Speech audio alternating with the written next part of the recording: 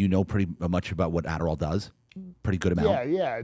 Break it down. Let's go. So Adderall is because a lot of parents listen here that have their kids on Adderall. Yeah, Adderall is basically a derivative of meth. There's like a couple different molecules away from meth. And crystal meth.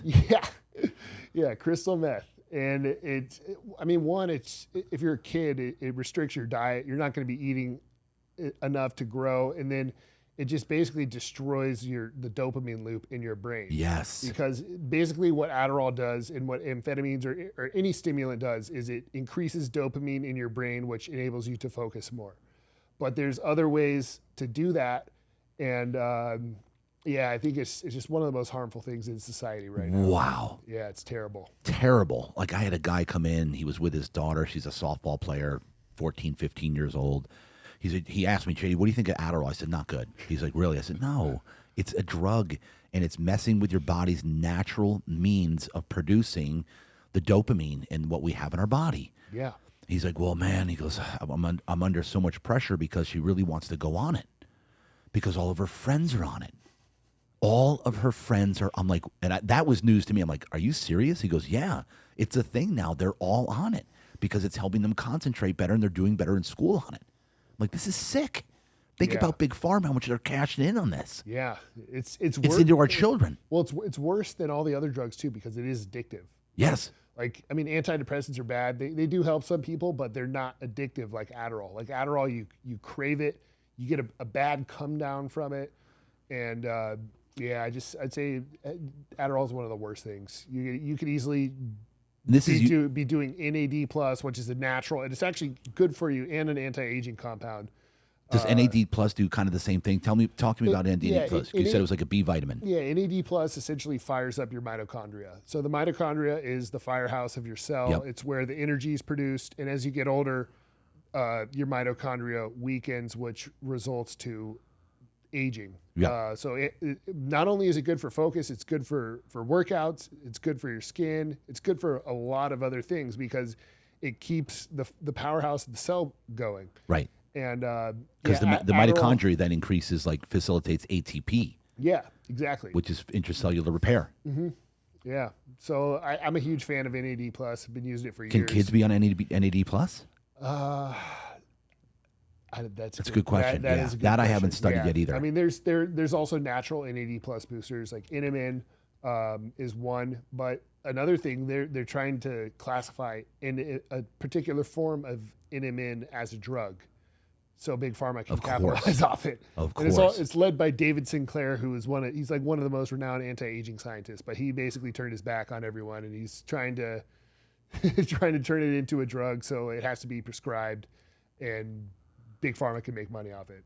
So it's crazy. So let's talk about the current system of the country here. We're basically have a disease management system. Mm-hmm. And how bad is it that when a commercial is talking about a drug that's going to supposedly, possibly, maybe help you, but the whole commercial side effects?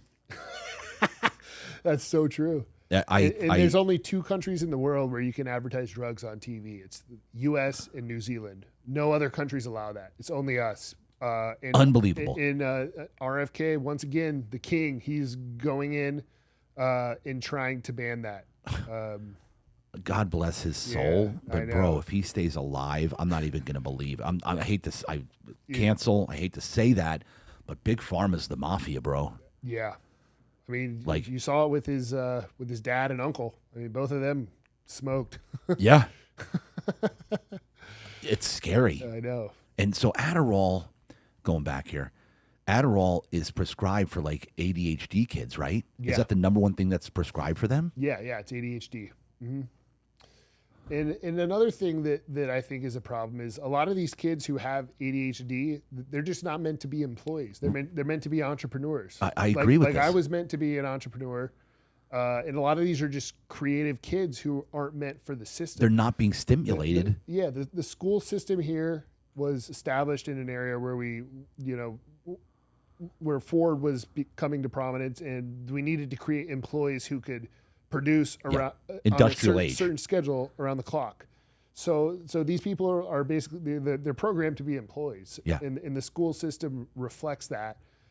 which is, I mean, it's a disservice to the innovation, because the kids who aren't paying attention in class are frequently the ones Yes. who go on to change the world. 100%. Yeah. I was terrible in school.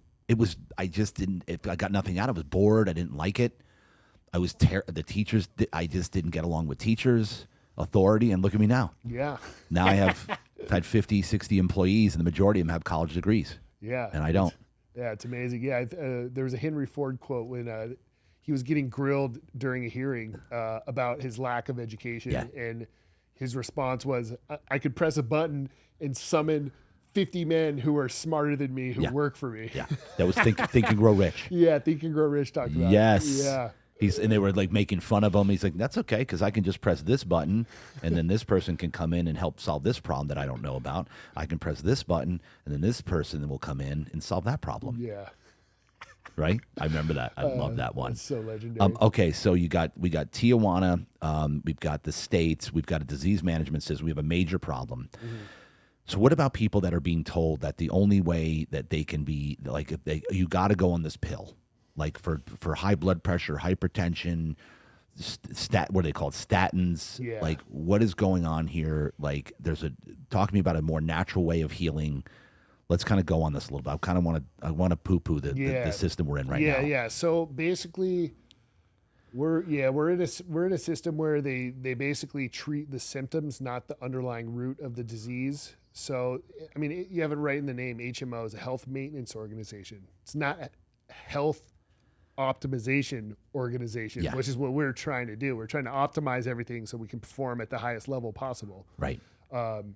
So yeah, if you look at it, all these drugs just mask the symptoms. They don't get to the underlying cause. Like we were talking about earlier with the nutrition and the food allergies. I mean, HMOs don't even look at that. You have to get like 20 referrals to get to the allergy department, and they use like the most primitive method. They poke you with the needles that have the food. Yes. It's like what's going on? We have way better technology these days, but the goal in those organizations is to keep the cost down and just keep people In the system. Yeah, basically. So Keep them in the system. yeah, like when I went in for my shoulder injury, basically they just gave me a crinkled up 8.5 by 11 sheet, told me to do rotator cuffs. They didn't even take an MRI on my shoulder, didn't take an X-ray. So basically for 10 years before I got involved in the business, I was just working out through the pain. And once I got involved, we did an MRI. I had a tear in my shoulder. We did The whole time. 25 million stem cells and some IVs, and it was healed in 3 weeks. You're kidding me. Yeah. It was Wow. phenomenal. Yeah. So basically, the injury resulted in football. I broke the left growth plate in my elbow, so the left side's a little longer. And Wow. yeah, the guy who broke my elbow went on to win 3 rings with the Are you Patriots. serious? Who was it? Tyler Gaffney. No Yeah, way. Yeah, I played basketball, football, and baseball with him growing up. The guy was just a specimen. Yeah. Was this high school or college that you played? No, this was middle school. I've Middle I've school? known him my whole life. No way. Yeah, he played running back, and then he played in basketball. He played center because he was the tallest. He would get the rebound, smoke the point guards up the court.